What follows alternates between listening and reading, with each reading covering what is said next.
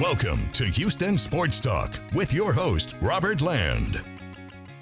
Thanks for checking into the best Houston sports podcast and helping me preview the Texans Colts and get an inside look from a Colts perspective is Lawrence Owen, host of the Bleav in Colts podcast and the Colts Law podcast. He's doubling up, keeping busy, and really want to thank you for stepping behind enemy lines, Lawrence. Hey, it's not a problem, man. I follow the entire NFL, which includes the AFC South. You got to keep tabs on the competitors so you know what you're going up against, right? Yeah, absolutely. And you know what? One of the things that we noticed is you guys made a trade a few months ago. And what did you think about the Matt Ryan trade? And are the Colts better with Ryan than Wentz? Well, honestly, it came out of nowhere. I mean, Colts fans were just as shocked as the rest of the NFL world, right? I mean, kind of stumbled into it with Ballard's, be patient philosophy of, things will come to you if you're just patient.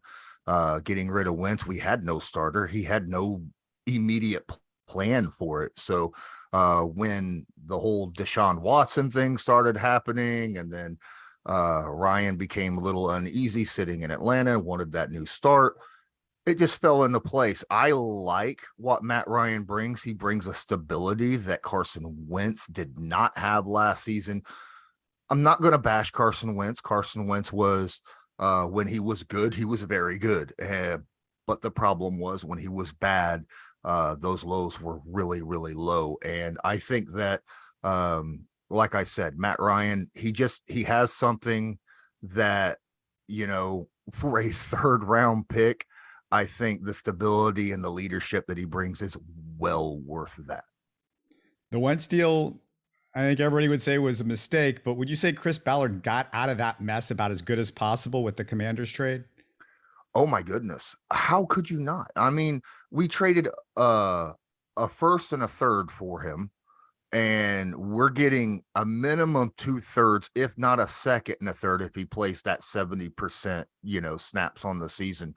I can't believe that he was able to do that and then flip one of those thirds to get another quarterback with potentially better results. So absolutely. I was not only surprised by what he got from it and what Washington gave up for Carson, but then what he was able to do with it afterwards. Just a reminder to our listeners and viewers on YouTube, hey, get over there, subscribe to us, comment, like it. We'd love to hear from you guys. I will look at every single comment. So if you say something, I'll take it into account. And speaking of taking something into account, the Colts draft, what are the early reviews on the most recent draft? So obviously the first pick that we got, Alec, the wide receiver out of Cincinnati, there was a lot of high hopes for him coming into the NFL. Just an athletic phenomenon, who was able to get downfield, got a lot of speed, good size. The only issue was they didn't ask him to do a lot. It was mostly run downfield and catch the football. So that was definitely a position that the Colts definitely needed. They went out and got him. He's looked a lot better with the coaching that he has, with the addition of Reggie Wayne being there. Something that was questioned was his route running. I mean, who better to teach than Reggie Wayne in that aspect? He looks pretty good. He's been going up against some of the best corners in the NFL on a weekly basis, with 2 Pro Bowlers / defensive players of the year. So he's growing up in a very, very fast right now. Another pick, Bernhard Raimann, who we were hoping might come in and maybe take that left tackle spot. He's going to need a little bit more work. Definitely fingers pointing up with him. Got Jelani Woods, who's an absolute monster at tight end, very athletic, very tall, very big. Probably be worked in the rotation quite a bit. And then Nick Cross stole the starting strong safety position through training camp and preseason by just very athletic, aggressive plays. So I like where the Colts stand from their draft this season. Who do you think is going to make the biggest impact Sunday? The rookies? Yeah. Probably Cross. I think Cross Cross come in and, well, defensively, it's a little easier, really, when it comes then, like, say, a wide receiver, a tight end, someone that has to learn whole new schemes, new playbooks, new quarterback, new everything offensively. Unless you're a running back, offensive players generally don't come in and make massive impacts the first season. Defensive players can do that because it's a little easier to transition from the college to the NFL. And Cross has shown that by, again, stealing the strong safety position over Rodney McLeod, who has been a starter his entire career while he's been in the NFL. So I think that's definitely something that we can look forward to from Nick Cross, is making impact plays early on. Looking at the entire Colts defense and offense, what's the position or position group that concerns you the most right now? That's a good question. Kind of probably the left tackle position worries me the most. Matt Pryor, left tackle, obviously, with Matt Ryan being there, you want someone to protect his blind side. We do not have someone there who is a proven commodity in the NFL. Matt Pryor came in, signed an extension this year to take that position, even though he only played 2 games of it his entire career with Indianapolis. Has not looked the best, honestly, against some speed edge rushers. And then, of course, we drafted Ryman, who, as I said earlier, has a lot of potential, but yeah, he still has a lot of work to get through. So that left tackle position is a little bit worrisome walking into the season. Do you think the Colts should be the favorite in this division?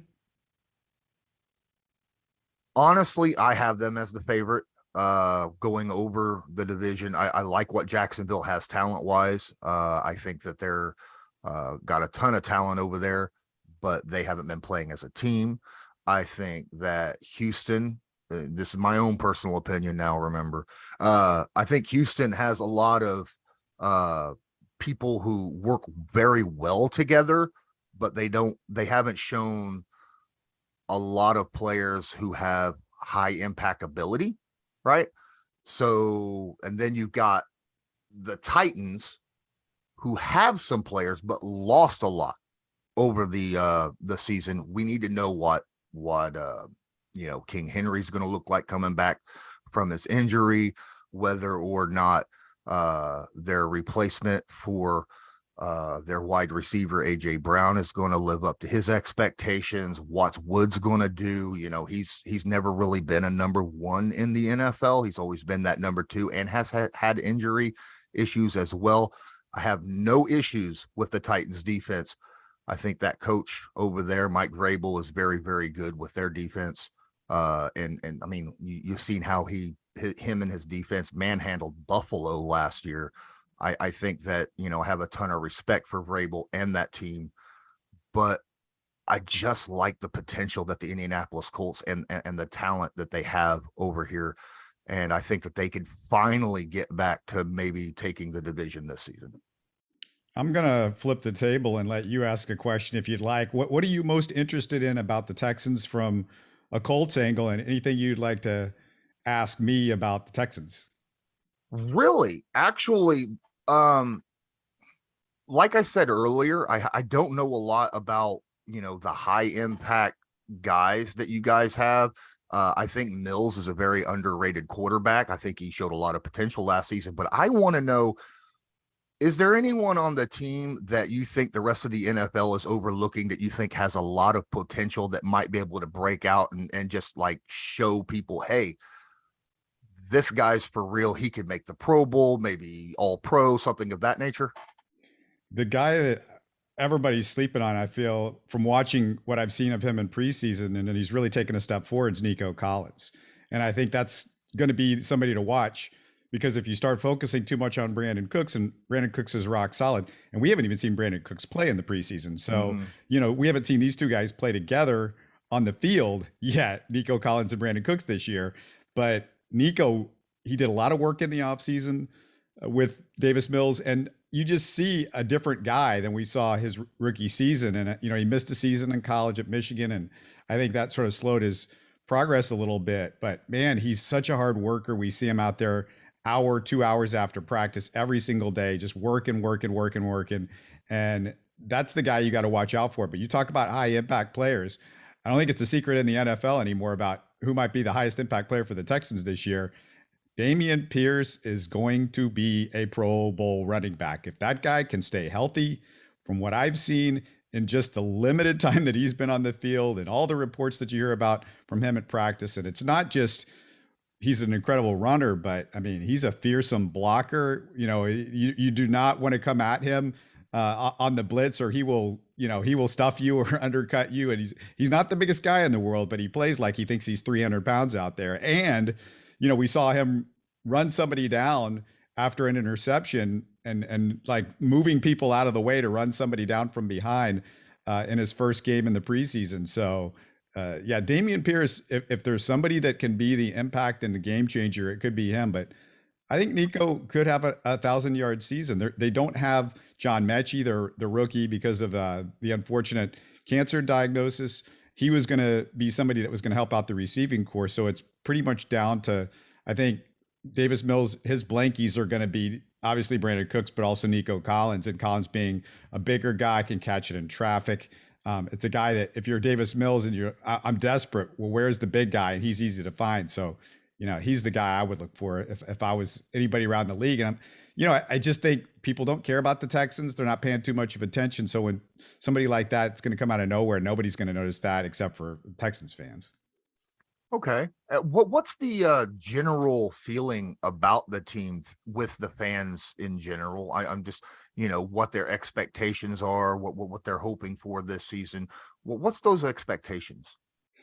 I think they expect them to be a little bit better than they were last year. I mean, it was a train wreck. You had a terrible coach in Cully, and just Lovie Smith coming along. He's a pro. I mean, what he did with the Bears over the years, just amazing, with Rex Grossman and Jay Cutler at quarterback. And every single year, I pointed this out as soon as they hired him. Look, every single year, the guy was pretty much 9-7, 10-6, 11-5. He took Rex Grossman to a Super Bowl. He's a great defensive coach in the NFL. With Tampa Bay, it was a mess that he got left with when Gruden left. And then, he had two really bad quarterbacks the 2 years that he was there. Jameis Winston as a rookie, that was kind of a mess. And I think it was Cade McCown or somebody like that. So he really is a darn good NFL coach. And, he couldn't win at Illinois. You're up there. Nobody can win at Illinois. That doesn't matter. And college is different than the pros. So I think people are a lot more excited because they trust Lovie. Defensively, they were really good last year. I really Bleav in this defense that they're going to be greatly improved with the rookie additions of Derek Stingley and Jalen Petrie, who both look like they can be, they could be impact players on the defensive side of the football. And linebacker and defensive line, the Texans don't have like a bunch of studs, but they're very deep. They can run guys in and out. They're going to be fresh. And Jonathan Grenard could be a Pro Bowler this year. I think he could be a double-digit sack, maybe even more than that. Maybe he could get into the 12 to 15 sack range. So that's somebody that I think people might be sleeping on. That's another guy along with Nico Collins that could really be an impact player for the Texans. That's something that, you guys haven't really had since Watt and Merciless, right? With that whole hardcore pressure situation against the quarterback. And that's what I've been worried that's what this team really needs, is someone who can get after the quarterback really, really well. That's so, and they design also, because of Lovie, they design much better blitz packages than that I've seen in the past, where, we'll see guys come in unblocked, and it just, there's a better design to the pass rush than I noticed, even under Romeo. I mean, Romeo was good, but he was not much of a blitzer. He did not like to send more than 4 or 5 guys, in. And I mean, Romeo, this is the conversation here constantly, is Romeo, he's causing turnovers. He's fantastic at that. You saw it with the Bears over the years, and these guys know how to cause turnovers. They've done it the preseason. They did it last year. The turnover ratio should be pretty good. And Davis Mills, whatever you want to say about him, I don't think he's going to be a big turnover guy. He wasn't last year. He plays smart. He knows just, hey, let me throw it away. Or whatever I have to do to live another day. And I think that's going to be a big part, is the plus minus with the Texans. So, their over under was 4.5. Now, my close friend was in Vegas a few days ago, and I said, do me a favor, buy me a ticket on the over, because 4.5, to me, they won 4 games last year, and they're much better. It's a much better team. It's a better coach. They're better set up with, like I said, Nico Collins and Dameon Pierce. And, everybody around the league does not get the fact that Laramie Tunsil didn't play last year. Their offensive line was a disaster, but when you don't have your Pro Bowler play 90% of the year, and then Titus Howard, who should have been playing tackle, was playing guard. He was a bad guard. I think he's a good tackle. And then, you pick up Kenyon Green, and he's going to move people out of the way. He's going to be I would say the one thing, if I was looking at this from Colts perspective, that's the guy you can go after. I mean, put somebody over Kenyon Green on a pass rush. But if you're gonna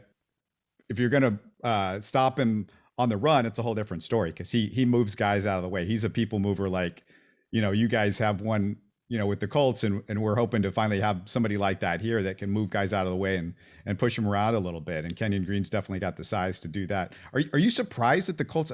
I've seen somewhere they're 8 or 8.5 point favorites in this game on the road. No, I think a lot of it has a lot to do with last season, how the games worked last season.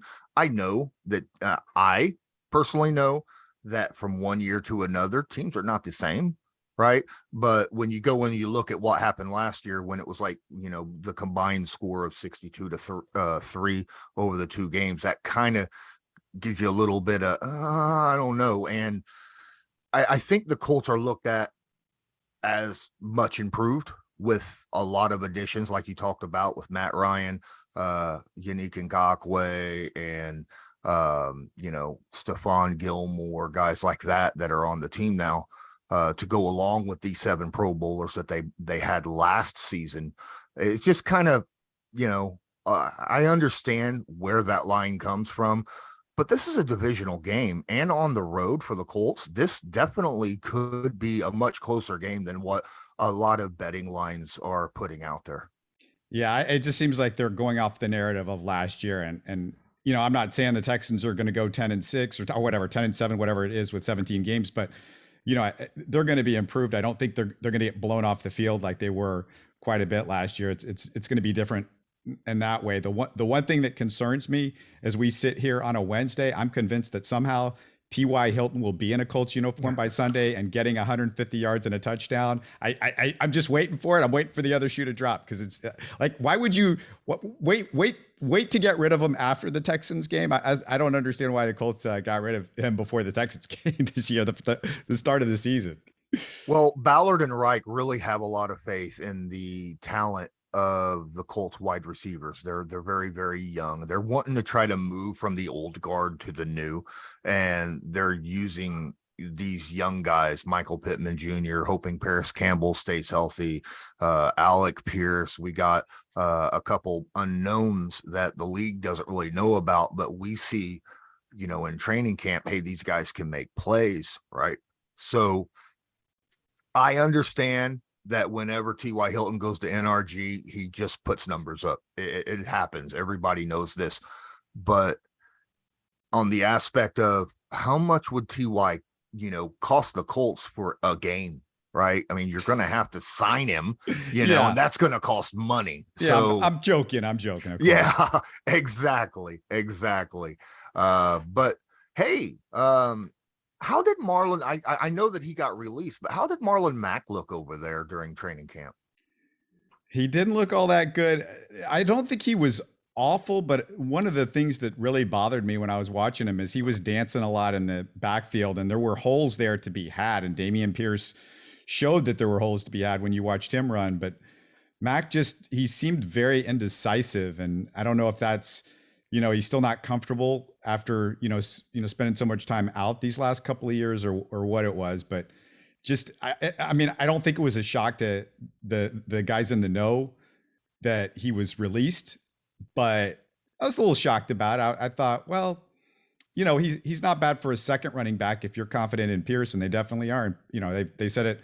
It's not a surprise, but they said it yesterday and after practice that Pierce is the guy. He's the number one guy, and they picked somebody up yesterday off the waiver wire, so they've added somebody else at running back because outside of that, it's some inexperience along with you don't have the guy. You don't have anybody that's really, oh yeah, I'm confident if something happens to Dameon Pierce and he goes down. I mean, there's these guys that are on the back end that, well, I don't know, they don't have a whole lot of experience in the NFL and they're not super explosive or whatever. But yeah, a little surprised that Marlon Mack didn't work out already. Just like has already gone after the preseason. That was a shock.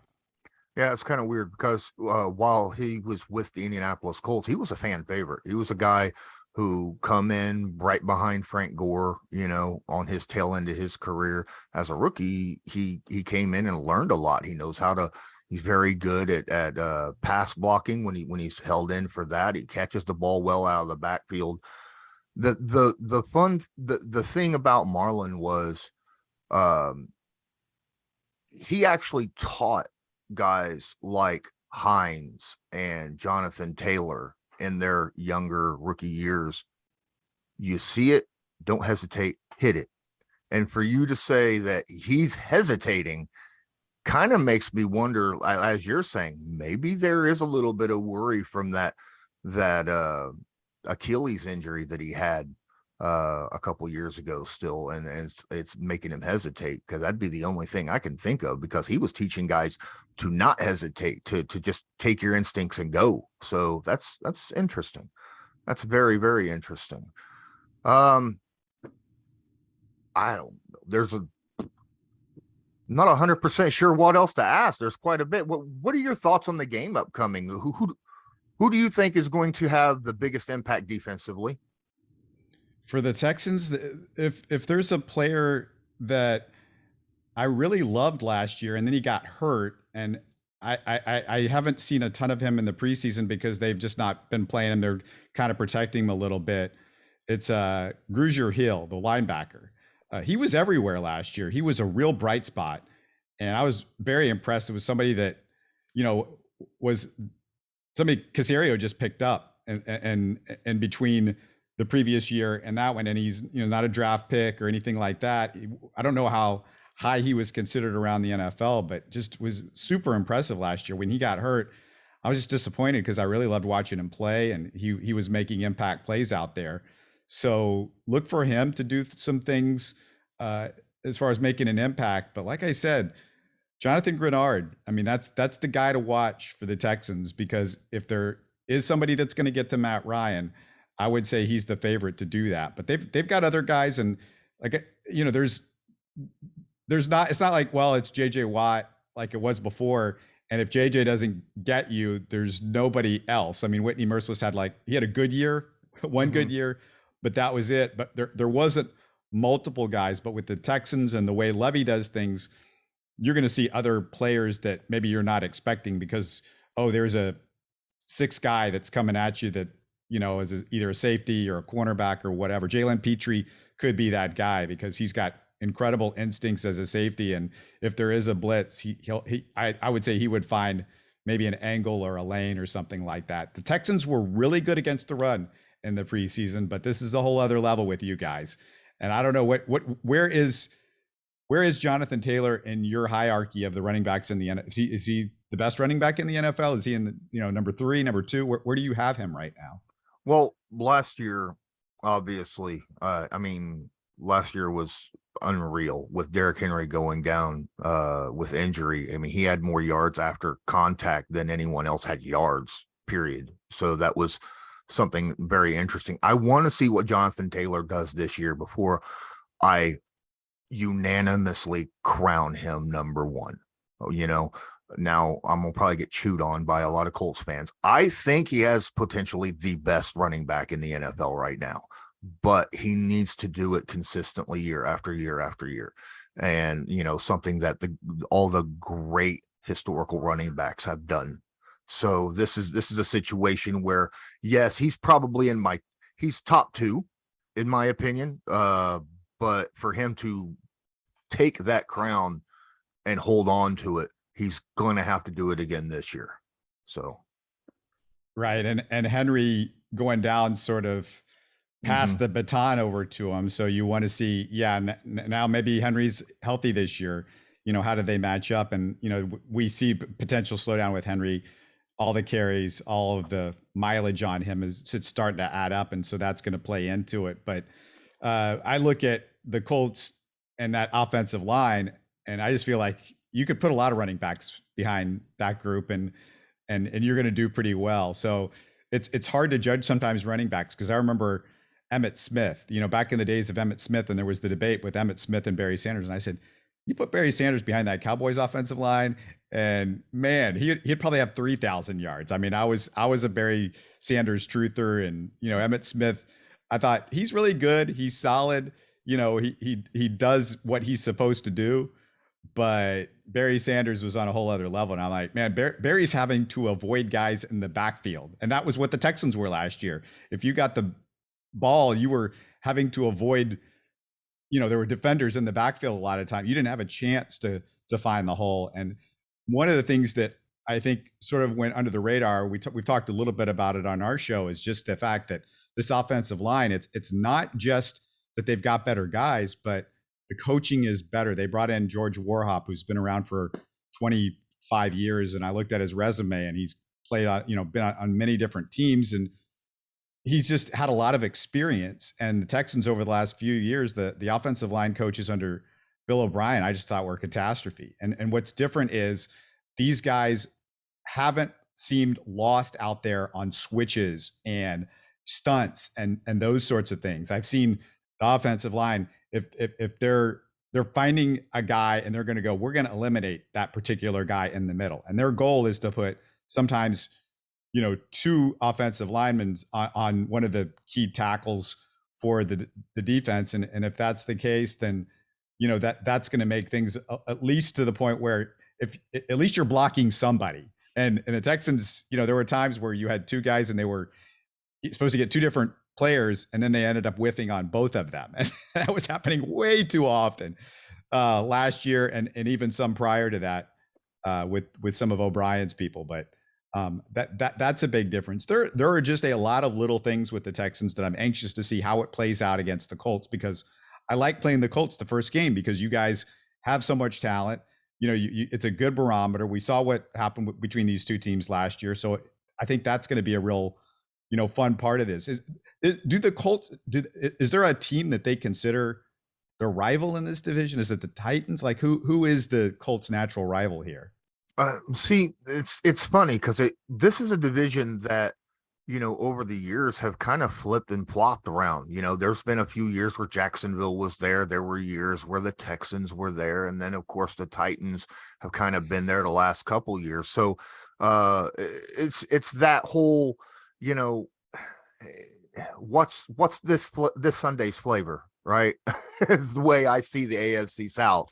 I think that all four teams can potentially, if continued to be built right, can be very, very good over the next 2, 3, 4 years. You might start seeing them become the next AFC West or NFC West, as it were, back in, a couple years ago. So I'm hoping for that because, that whole situation of just having that much in your own division will only make you better, right? So, but right now, I think the Colts and the Titans are probably the two teams right now that are fighting for the division itself. Rivalry wise, we don't really see the Titans as a rival when it comes to Colts fans. Titans, I think they see it more as a rivalry than what Colts fans do, which is kind of interesting. Yeah, it's weird because this division doesn't have any of those natural. There's no history, obviously, because Jacksonville and the Texans have such a short history themselves, and the Colts, kind of were thrown into this. They used to be part of the AFC East with the Jets and the Patriots. And, I'm old enough to remember all of those. And then you throw in the fact that, the Texans can't be a rival because the Colts to be a rival, you have to win occasionally. And it seems like the Colts are, 35-2 or something like that against the Texans. And it used to be a bloodfest when it was, Peyton and even to an extent, Andrew Luck. At least now I go into it and I go, well, at least they don't have one of those two guys on their side. But, last year wasn't any better. The Texans still got crushed. I think the Texans, after like years and years of not winning in Indy, won a few years ago, sort of by accident. And then there was one game that I remember in Indy where we won because Frank Reich did that weird call where I thought he went for something, I think late in the game. I'm trying to remember how it played out, but he went for something and I was like, why don't you just take this to overtime? Why are you trying to, I think you went for a 2-point conversion or something like that. And the Texans weren't all that good. They weren't, it wasn't like you should be scared of the Texans offense. This is one of Bill O'Brien's crappy quarterbacks that they had at the time. So I just, that one was a little bit dumbfounding to me. Is Reich, last thing I wanted to ask you, what about Reich? Is he well thought of there? For the most part, yes. I think he's very, very well thought of.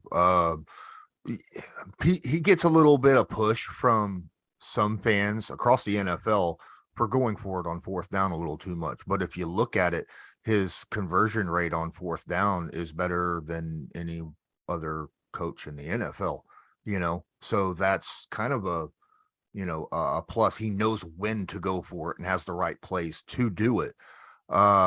He does utilize, like I said, he goes for it in fourth down a lot, and he utilizes some trick plays that you don't expect out of nowhere, and he holds those for those fourth down conversions generally, or a third down that he really, really wants. Or the big problem was he wasn't, for the longest time, when it was 3rd and 1 at the goal line or 4th and 1 at the goal line, he would use some, rather than just run it up the gut or a traditional play, he would pull something out that there's too many things that could go wrong with this play.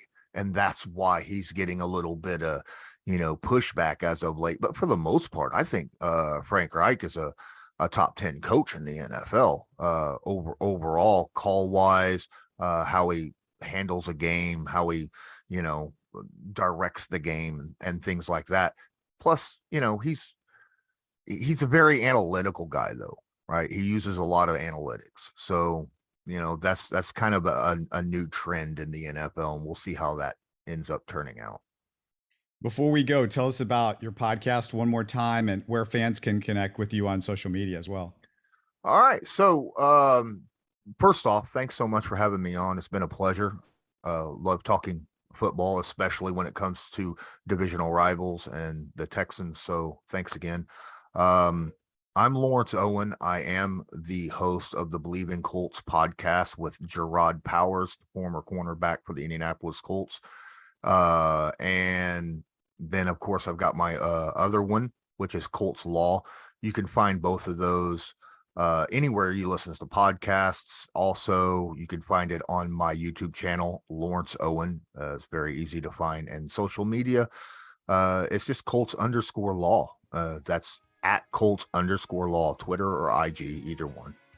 Fantastic. Love talking to you. We got to do this again in a few weeks for the rematch, but had a great time, and hey, let's see what happens on Sunday. Looking forward to it.